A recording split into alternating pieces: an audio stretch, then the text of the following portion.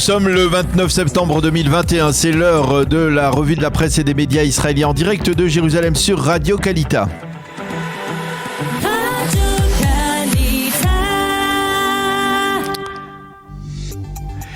Et les premières manchettes des quotidiens israéliens de ce lendemain des fêtes de Tishri se rapportent très vives critiques émises par les responsables de la santé publique envers Naftali Bennett. Motif, durant son discours lundi devant l'Assemblée générale des Nations Unies, le Premier ministre a fustigé ses services de santé publique en affirmant qu'il ne pouvait mener l'effort national de lutte contre le Covid-19 et qu'il y avait d'autres paramètres à prendre en compte comme le facteur économique dans ce combat. Après ce discours, Naftali Bennett a même durci le ton et a déclaré que les responsables de la santé publique avaient bégayé lorsqu'il leur a demandé pourquoi il fallait interdire tel ou tel spectacle.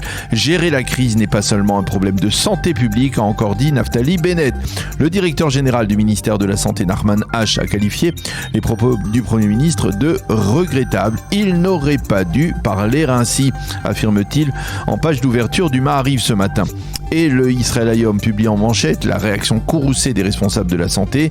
Les paroles de Naftali Bennett ont renforcé la position des anti-vax et nous ont humiliés devant le monde entier, affirme-t-il. Le Yediot Aharonot parle, lui, d'attaque contre la santé publique du haut de la tribune des Nations Unies et titre sur un mot Imout, ce qui signifie en hébreu confrontation. Le Haaretz lui cite des responsables de la santé publique qui ont qualifié l'attitude du Premier ministre, je cite, d'infantile. Alors qu'écrivent les éditorialistes à propos de cette crise ouverte entre Naftali Bennett et la santé publique, Ran Reznik penche dans le Israël Hayom en faveur des responsables de la santé publique. Ils ont raison de parler d'humiliation. Bennett met le public en danger en faisant de telles déclarations, a déclaré Ran Reznik. Nadav Eyal explique dans le Yediot Aharonot que si le Premier ministre a opté pour un ton agressif envers la santé publique, eh bien c'est parce que les données de ces derniers jours sont en baisse. Et de facto, pour Nadav Eyal, nous assistons à ce qu'il appelle l'alibi de la victoire sur le Covid-19. Bennett peut se permettre de dire « Vous aviez affirmé que cela ne marcherait pas sans de restrictions sanitaires. Or, de facto, vous voyez bien que cela est en train de marcher. » Sever Plutzker, toujours dans le Yediot Aharonot, écrit ce matin, Bennett a parlé de la campagne de vaccination israélienne comme si c'était là une découverte purement israélienne. Or, Israël achète ses vaccins à prix lourd aux producteurs américains. Mais le discours de Naftali Bennett à l'ONU lundi après-midi, juste avant l'entrée de Simchat Torah en Israël, a évoqué d'autres dossiers comme celui du nucléaire iranien. Et ce matin, les commentateurs israéliens réagissent aussi à ces autres aspects de l'intervention du Premier ministre. Dans le Israël Hayom, Ariel Kahana salue l'intervention de Naftali Bennett et la qualifie d'excellente. Naftali Bennett a donné un sentiment de grande assurance personnelle et même nationale, et il a donc passé cet examen diplomatique. Et ceux qui prétendent que Bennett a surtout parlé aux citoyens israéliens ne savent pas que c'est toujours l'intention des dirigeants dans ce type d'intervention, écrit donc Ariel Kahana ce matin dans le Israël Hayom. Et Tanor Kibi, toujours dans le même journal, dans le même quotidien gratuit, nettement moins élogieux envers Naftali Bennett. Lorsque les attentes d'un tel discours sont faibles, alors les déceptions le sont également. Et Tanor Kibi parle de discours moyen, il compare ce discours avec nous avons un petit problème technique, ceux de Binyamin Netanyahou, en déplorant la manière méprisante avec laquelle les conseillers de Naftali Bennett ont parlé justement des discours de l'ancien Premier ministre à l'ONU. Et pour Tanor Kibi, il n'y a pas de photo. Netanyahou a réussi en 12 ans d'intervention à l'ONU à retourner une opinion publique internationale en faveur d'Israël. Quant à Amnon Lord, il écrit qu'après un tel discours, l'Iran peut pousser un ouf de soulagement. Ayelet Narbias Verbin déplore dans le Yediot Aharonot que dans ce discours à l'ONU, Naftali Bennett est omis de parler des Palestiniens. Ce n'est pas parce qu'il n'en a pas parlé que le problème n'est plus à l'ordre du jour.